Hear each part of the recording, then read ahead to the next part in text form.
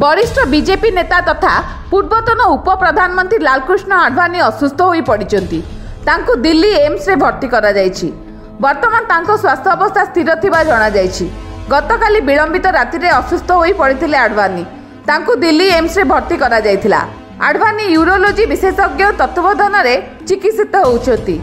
वयसाधिक कारणरू लालकृष्ण आडवाणी असुस्थ हो पड़िथिबा सूचना रहिछि। आडवाणी को 68 वर्ष।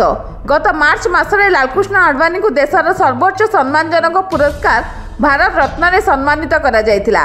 राष्ट्रपति द्रौपदी मुर्मू आडवाणी को दिल्ली स्थित बासभवन को जाई ए पुरस्कार प्रदान करथिले।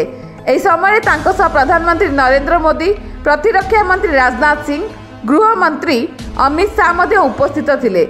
आडवाणी को स्वास्थ्यगत समस्या जोगु राष्ट्रपति निजे तांको घर को जाई तांको भारत रत्न सम्मानित करथिले।